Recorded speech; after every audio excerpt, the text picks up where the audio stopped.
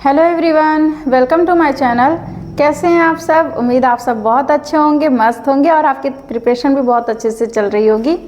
आज मैं आपको BSc second year third semester का अगला यहाँ पे प्रीवियस ईयर क्वेश्चन पेपर कराने वाली हूँ, जिसमें कि आज मैंने आपको नेक्स्ट फैमिली ली है क्या, पोएसी। यहाँ पे पोएसी से भी बहुत इंपॉर्टेंट क्वेश्चन आते हैं और कई तरीके से इसके क्वेश्चन आते हैं। तो देखिए यहाँ पे उसको कितने तरीके से पूछा गया। तो कभी इसका आपका सिर्फ वेल लेवल डायग्राम मतलब फ्लोरल डायग्राम पूछ लेता है, कभी इन्फ्लोरेसेंस के बारे में पूछता है, कभी आपका पूरा इसका पूरा आपका डिस्क्रिप्शन पूछेगा, मतलब पूरा आपको इसका साइलेंट फीचर पूरा देना रहेगा, वेजिटेटिव और फ्लोरल कैरेक्टर। तो यहाँ पर देखते हैं क्वेश्चन कैसे कैसे आए हैं। तो यहाँ पर आपका सबसे पहले क्वेश्चन आया है क्या, right the characteristic feature of the family Poaceae with the help of suitable diagram. मतलब यहाँ पे पोएसी फैमिली का क्या करना है, पूरा कैरेक्टरिस्टिक फीचर बताना है और विद उसके डायग्राम से। अब देखिए पोएसी को ही हम लोग क्या बोलते हैं, ग्रामिनी भी बोलते हैं, ठीक है। तो कभी कभी जरूरी नहीं है कि पोएसी आए, ग्रामिनी भी आ सकता है जो उसका ओल्ड नेम है, लेकिन बहुत समय तक उसको हमेशा यूज़ करने की वजह से वो अभी भी वैलिड है, ठीक है। तो यहाँ पर पोएसी की जगह पे हम ग्रामिनी भी पढ़ सकते हैं। ग्रामिनी का मतलब ये होता है कि क्या, ग्रास का परिवार, मतलब घास का परिवार है पूरा इसके अंतर्गत, ठीक है। ड्रॉ, अगला क्वेश्चन कैसे पूछा है, draw well level diagram of leaf and inflorescence of family Poaceae. सिर्फ क्या पूछा, उसका लीफ पूछा है और उसका पूरा इन्फ्लोरेसेंस का यहाँ पे डायग्राम बोला है वेल लेवल बनाने के लिए। नेक्स्ट है discuss the characteristic feature of the family poaceae with the help of suitable diagram. Write the botanical name of any 5 cereal. मतलब यहाँ पर पहली बात तो उसका पूरा आपको कैरेक्टरिस्टिक फीचर बताना है, प्लस यहाँ पर 5 सीरियल ऐसे बताने हैं आपको, मतलब 5 आपके पोएसी कैसे मेंबर बताने हैं जो आपके उसके किसके बॉटेनिकल नेम के साथ, मतलब साइंटिफिक नेम के साथ उसको बताना है, ठीक है। तो ये हो गया इसके क्वेश्चन। अब चलते हैं इसके आंसर पर, ठीक है। तो सबसे पहले हम जानेंगे क्या, सिस्टमेटिक पोजीशन। आपको पता है किसी भी फैमिली को पढ़ेंगे तो हम क्या उसका लिखेंगे, सबसे पहले सिस्टमेटिक पोजीशन, ठीक है। तो फैमिली पोएसी है और दूसरा नाम क्या है, ग्रामिनी, क्योंकि आपको पता है आपने आइसियन रूल पढ़ रखा है। तो आइसियन रूल के अकॉर्डिंग क्या है, जब फैमिली होगी तो लास्ट में हमेशा क्या होना चाहिए, एसी टर्म आना चाहिए, ठीक है। लास्ट में क्या आना चाहिए, एसी। लेकिन ग्रामिनी में एसी नहीं आ रहा था तो इसलिए उसका नाम चेंज करके पोएसी किया गया। लेकिन आपको पता है कि ये बहुत लंबे समय तक यूज होने की वजह से ये भी नाम वैलिड है, मतलब वो भी यूज होता है, ठीक है। तो सिस्टमेटिक पोजीशन की बात करें तो सबसे पहले किंगडम प्लांटी है, किंगडम क्या है, प्लांटी। डिवीजन की बात करें तो एंजियोस्पर्मी, क्लास मोनोकोटिलिडनी, ऑर्डर पोएल्स और फैमिली पोएसी। अब देखिए ये मोनोकोटिलिडनी इसलिए बोला क्योंकि इनके सीड आप देखेंगे तो वो मोनोकॉट होते हैं। मोनोकॉट कैसे, जैसे आपने गेहूं देखा होगा, ठीक है, गेहूं धान मतलब उन सबों का जब आप देखेंगे तो उसको आप कभी भी वो दो उनमें डाइकॉट मतलब 2 उसमें कॉटिलिडन्स नहीं होते, सिर्फ और सिर्फ एक ही कॉटिलिडन्स होते हैं।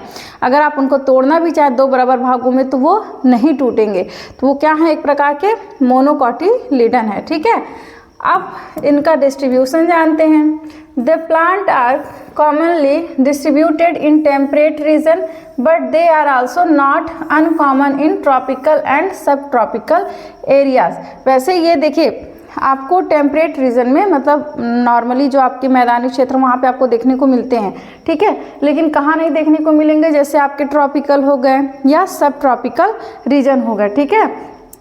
फिर है found in plains, field, road side, moist areas and even dry region. मतलब ये कहाँ कहाँ पाए जा सकते हैं, प्लेन रीजन में मतलब मैदानी क्षेत्रों में भी आपको देखने को मिलेगा, ठीक है, फील्ड में भी दिखने को मिलेगा, खेतों में, ठीक है, रोड साइड आपके रोड के किनारे, जैसे आपने दूब ग्रास देखा होगा, साइनोडॉन डैक्टिलियन, ठीक है, वो रोड के किनारे दिखता है। फिर उसके बाद से मॉइस्ट मतलब इनको नमी भी चाहिए कुछ, और कुछ ऐसे हैं कि जो ड्राई रीजन में भी हो सकते हैं, जैसे आपके बम्बू हो गए, बांस, ठीक है। तो वो सब क्या है, ये सब आपके डिस्ट्रीब्यूशन हो गए किसके, पोएसी प्लांट फैमिली के जितने भी मेंबर हैं। अब इनका जानेंगे हैबिट। हैबिट कैसा होता है तो मोस्टली हर्बेसियस, मतलब ये पूरे वर्ष भर जब तक लिविंग है वो हरे भरे दिखेंगे, ठीक है।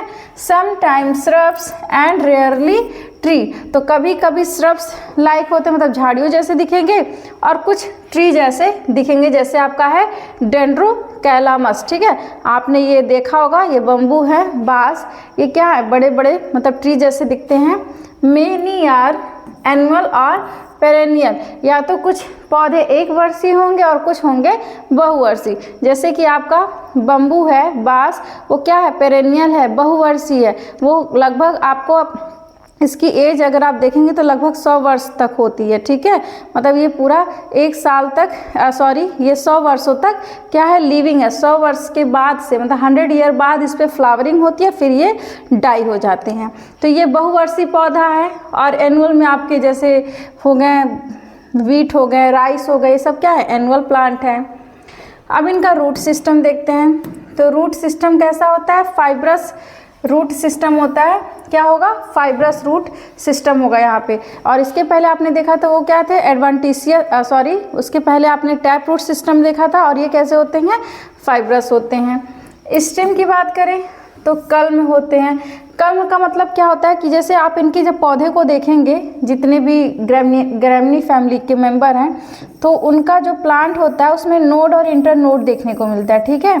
ये नोड, ये सब क्या है, ये नोड हैं, ठीक है। और ये बीच वाले क्या है, इंटर नोड।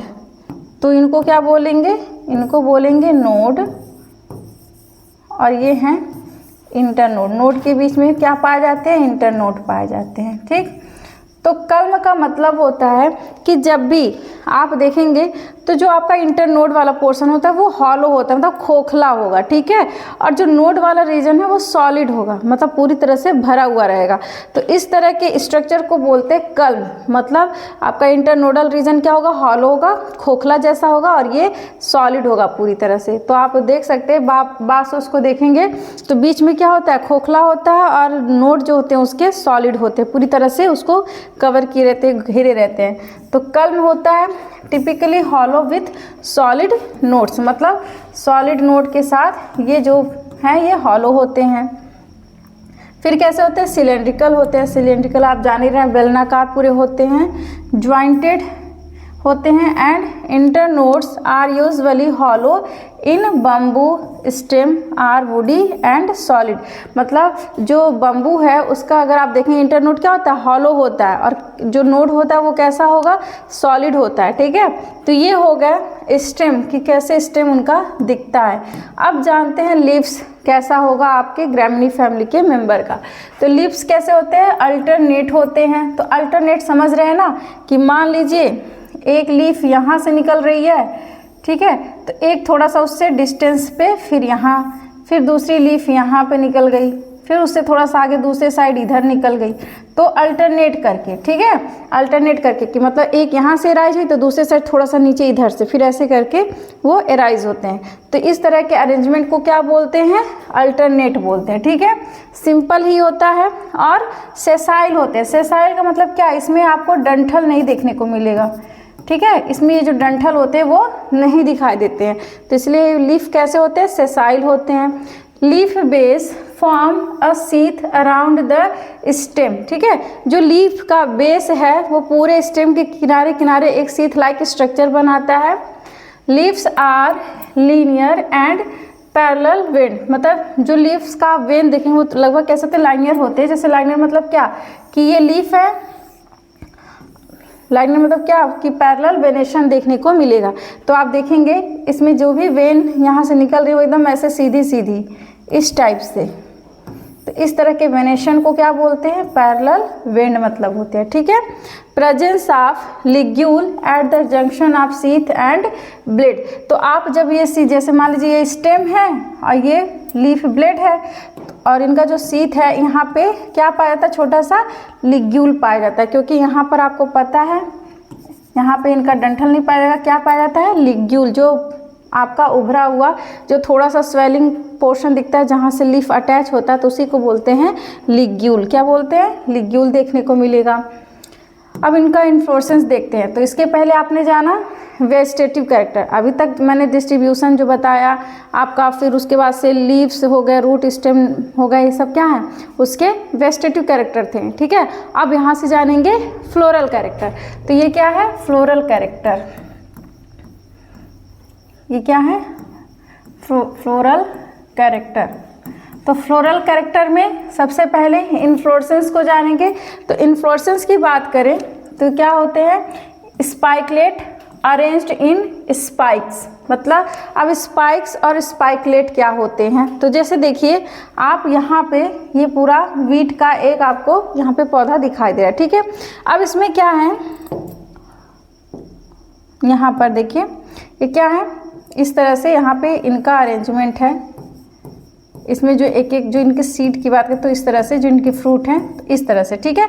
तो अगर ये इसकी बात करें, ये वाला इसकी बात करें, ये पूरा आपका क्या है स्पाइकलेट है, मतलब ये पूरा जो आपको दिख रहा है, ये जो जिसमें ये पूरे आपको ये सब दिख रहे हैं, इस पूरे को मिला के बोलेंगे क्या स्पाइकलेट। अब इस स्पाइकलेट में छोटे छोटे आपको स्पाइक दिखेंगे, ठीक है, इस तरह से ये छोटे छोटे स्पाइक दिखेंगे। तो समझ में आया स्पाइकलेट मतलब ये पूरा जो आपका इन्फ्लोरेसेंस है इस तरह से, इसको बोलेंगे स्पाइकलेट। और इस स्पाइकलेट में जो एक एक जो आपको अनाज दिखते हैं वो क्या है स्पाइक हैं, ठीक है। और ये जिनसे अटैच होते हैं जिस सिस्टम से उसको बोलते हैं रैकिस।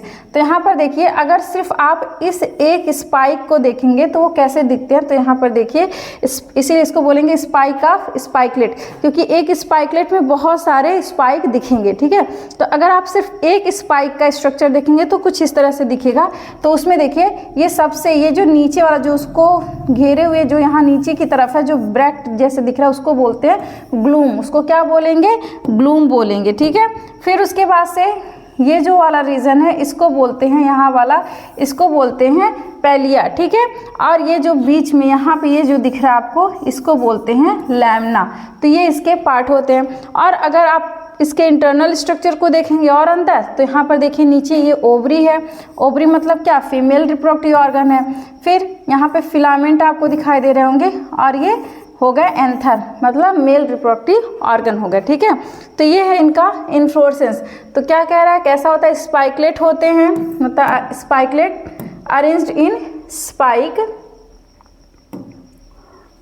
रेसिमोस और पैनिकल होते हैं, मतलब रेसिमोस टाइप का रेसिम टाइप का होते हैं, पैनिकल होते हैं। ईच स्पाइकलेट कंटेन 1 और मोर फ्लोरेट्स, मतलब इसमें एक से अधिक आपको फ्लोरेट दिखाई देंगे। Spikelet protected by 2 bract glumes, मतलब जो स्पाइकलेट हैं ये 2 ब्रैक्ट से क्या होते हैं, 2 तरफ से। ये देखिए यहाँ पे एक एक स्पाइकलेट, अगर यहाँ स्पाइकलेट की बात करें तो देखिए यहाँ पे ये 2 ब्रैक्ट, एक ब्रैक्ट ये एक ब्रैक्ट ये, 2 ब्रैक्ट से क्या है प्रोटेक्शन पा रहा है, मतलब उनको क्या हो रहा है सुरक्षा प्रदान कर रहा है, उसी को बोलेंगे ग्लूम्स।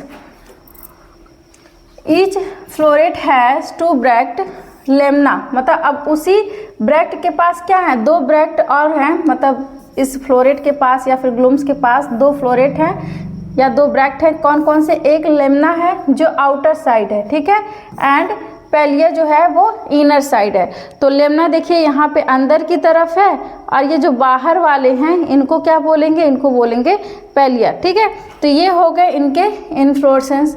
अब इनका फ्लावर देखते हैं कैसा होता है। तो जो फ्लावर होता है, फ्लावर आर स्मॉल मतलब छोटा होता है, इनकॉन्स्पिकुअस है, यूजुअली बाइसेक्सुअल होते हैं, मतलब एक ही में आपको मेल और फीमेल दोनों सेक्स ऑर्गन दिखेंगे। जैसे कि यहाँ पर आप देख सकते हैं, यहाँ पे ओवरी है मतलब फीमेल, और ये ऊपर की तरफ एंथर और फिलामेंट है वो क्या है मेल रिप्रोडक्टिव ऑर्गन है, ठीक है। तो मतलब एक ही में दोनों सेक्स ऑर्गन पाए जाते हैं, इसलिए बाइसेक्सुअल या बोलेंगे हर्माफ्रोडाइट होते हैं। ब्रैक्टिएट होते हैं, ब्रैक्ट प्रेजेंट होता है। इनकम्प्लीट एंड हाइपोगाइनस होते हैं। इनकम्प्लीट और हाइपोगाइनस, हाइपोगाइनस मतलब क्या ओवरी सुपीरियर होती है, ठीक है, और लीफ उसके मतलब जो उनके कैलिक्स कोरोला जो भी होते हैं या पेरियंथ वो नीचे से एराइज होते हैं।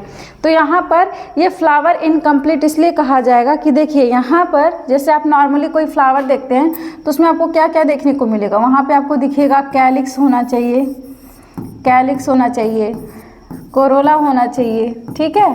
उसके बाद से क्या होना चाहिए, एंड्रोसियम, और क्या होना चाहिए, गाइनोसियम होना चाहिए, ठीक है, गाइनोसियम।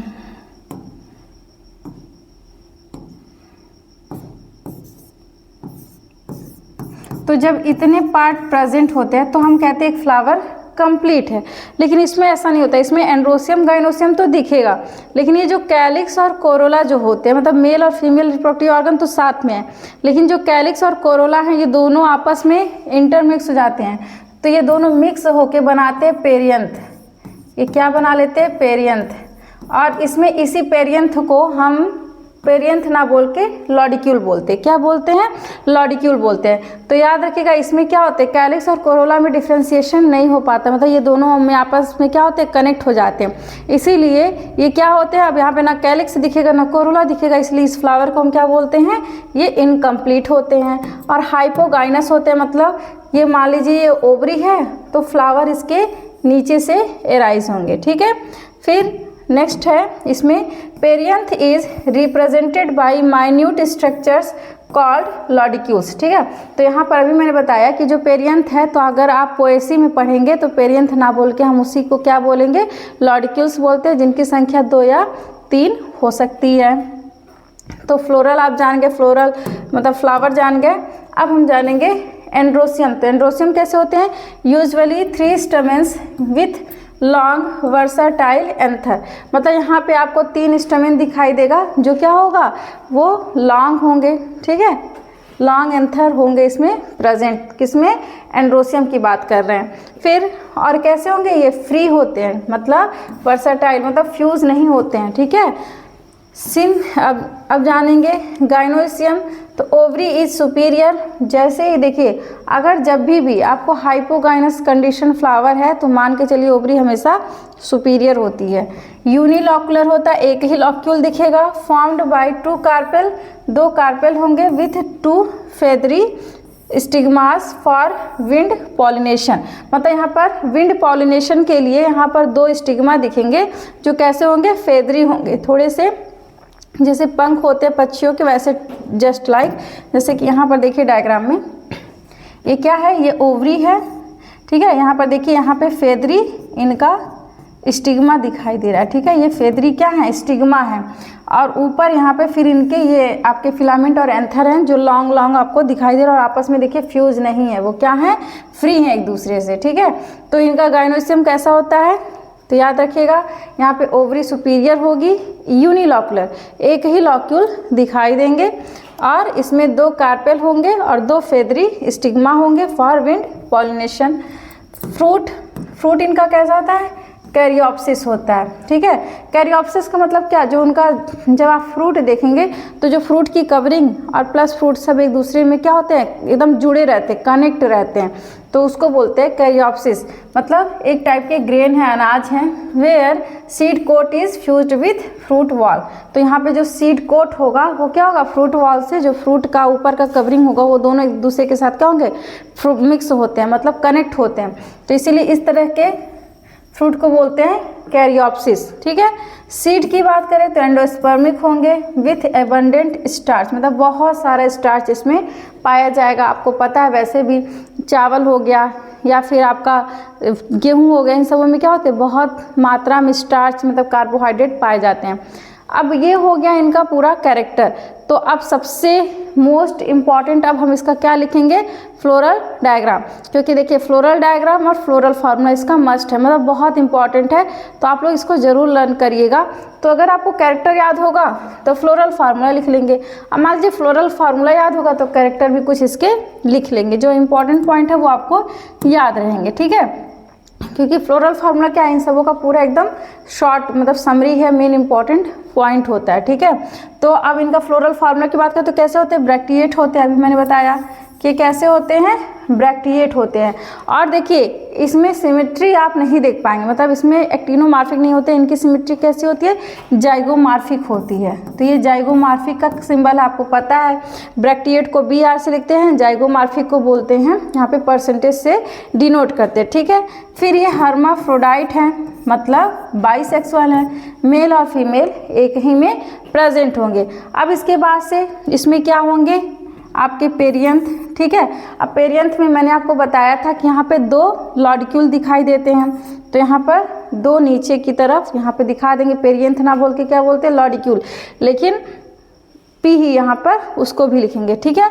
एंड्रोसियम कितने हैं, 3 स्टेमेन, आप अभी मैंने बताया 3 स्टेमेन होते हैं, और कैसे होते हैं, फ्री होते हैं आपस में, मतलब फ्यूज नहीं होते, इसलिए यहाँ पे ब्रैकेट नहीं लगेगा, ठीक है। गाइनोसियम एक ही कार्पेल प्रेजेंट है, मोनोकार्पेलरी है, तो 1 लिखेंगे। ओवरी कैसा है, सुपीरियर है, तो ये बार नीचे लगेगा, और ये मतलब सिन कार्पस ने आपस में फ्यूज नहीं है, क्या है, ये फ्री हैं। तो ये हो गया इनका फ्लोरल फार्मूला, ठीक है। ये क्या है इनका फ्लोरल फार्मूला।